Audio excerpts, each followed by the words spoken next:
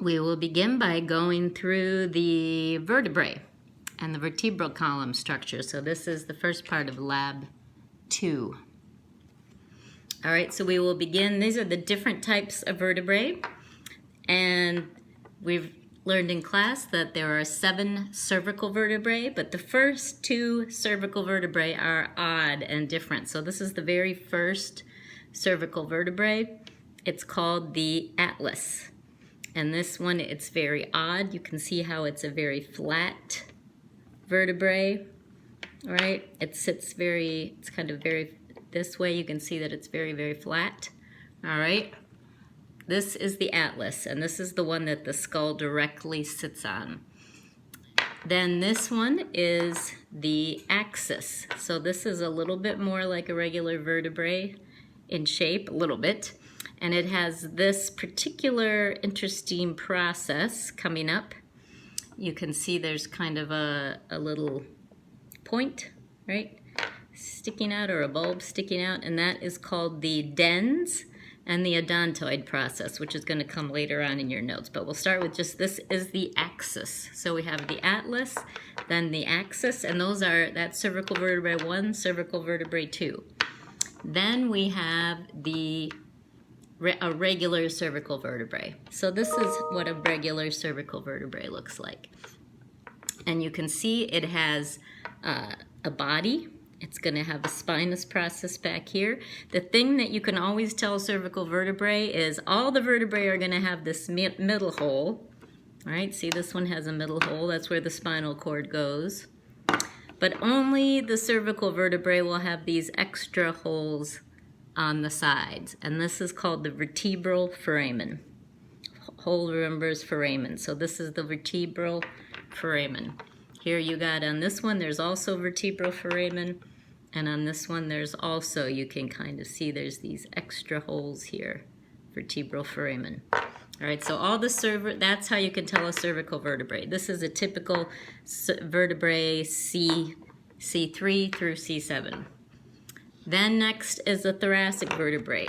And the thoracic and the lumbar are going to be a little bit harder to tell apart. Here, I'll put them like this. This is kind of in the same position.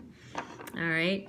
The big thing is going to be that the thoracic has, relatively speaking, a smaller body compared to its spinous process and its transverse process. Its body's a little bit smaller. The lumbar vertebrae has a very big body, and its transverse processes are a little stubbier, and its spinous process is kind of a little stubbier too. It just looks like a bigger, clunkier vertebrae. That's a lumbar vertebrae. The other thing the thoracic vertebrae has that no other vertebrae has is here, and these are hard to see, but they're kind of marked on this model. There's a facet that's called the superior costal facet, and then down here I'll make the mark right about here, is the superior costal facet, and down here is the inferior costal facet. And those are on both sides of the body. So on this one you have a superior costal facet and you have an inferior costal facet. All right, and that is where the ribs touch, and they only do that on the thoracic vertebrae. So the thoracic vertebrae is the only one that has a costal facet. Costal means ribs, right? And then the lumbar vertebrae doesn't have anything special. That means it's just a little bit stubbier and blockier. It has a very big solid body, and that's the lumbar vertebrae in comparison with its processes. All right. Then the spinous process we mentioned already. All these vertebrae except for the atlas are going to have this back. That's the long spinous process that really is going down your back. Here's the spinous process on the cervical vertebrae. Here's the spinous process on the axis, this part going out dorsally. The atlas is the only one that doesn't really have much of a spinous process, hardly anything there. All right, and we said the vertebral foramen is this hole in the middle. All of them have the big hole in the middle. That's the vertebral foramen. That's what the spinal cord goes down. And then they all also and then we mentioned the transverse foramen is only in the cervical vertebrae. Yeah, the transverse foramen. So this one doesn't have it. This lumbar doesn't have it, but all these cervical vertebrae have that little extra hole there. That is called the transverse foramen. The transverse processes are these ones that go out to the side. So there's the spinous process. The cervical vertebrae have kind of wimpy transverse processes. They're bigger, they're the biggest in the, so this is a transverse process, right? It's kind of going out transversely. And then in the lumbar vertebrae, you have transverse, two transverse processes on each side, and then the spinous process in the back. Okay. The dens and the odontoid process I mentioned before, that's only on the axis. So here's the axis vertebrae, and this is the dens or the odontoid process, all right? It's there because what happens is this, the atlas sits right on top of it like this. So here's the atlas, it sits, and this kind of locks it in a way. We talked about that in class, that the atlas sits here. The axis supports the skull, but the skull really rotates on the axis because it has that little odontoid process, or dens. Dens and odontoid process, same thing. Then the facet for the occiput, all right, that is only on the atlas. So here we have the atlas. These, we're going to talk about the superior articular facet and inferior articular facet. All the vertebrae have a superior articular facet and an inferior articular facet. And that's going to be where they touch each other. So when you have two vertebrae together, there's always going to be one place where they touch, and it's back here. And this is going to be the superior articular facet of this vertebrae, and this is going to be the inferior articular facet of this vertebrae. So that is the only place they touch. This over here, they don't touch. They just touch right there, and then the same thing on the other side.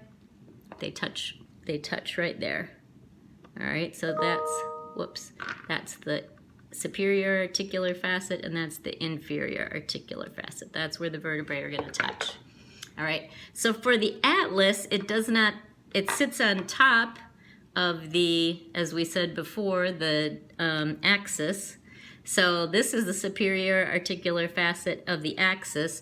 This is the inferior articular facet of the atlas, and that goes on there. But on the very top, there's no vertebrae that sits on top of it. What sits on top of it is the skull. So this part right here is called the facet for the occiput. All right, facet for the occiput. It's only on the atlas, only thing that has it.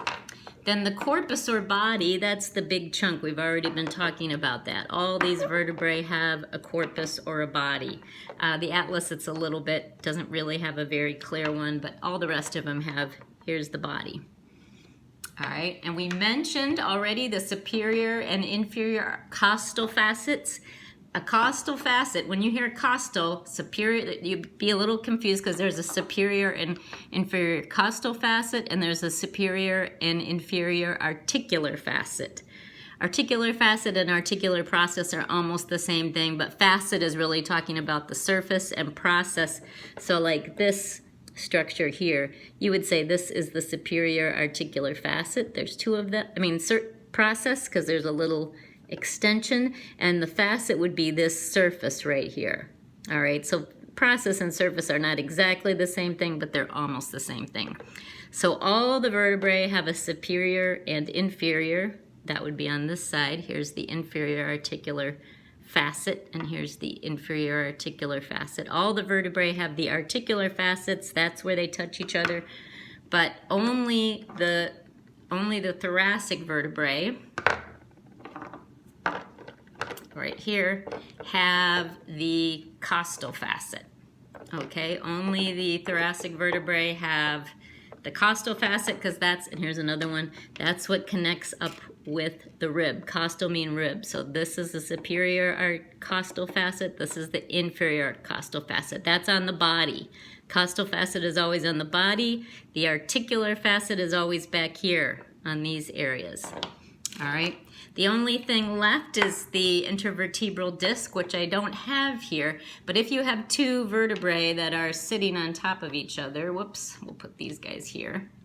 All right. in between them, there's a disc of cartilage. Right in here, there's a disc of cartilage, and that's the intervertebral disc. All right, so there's a disc of cartilage lying between every vertebrae.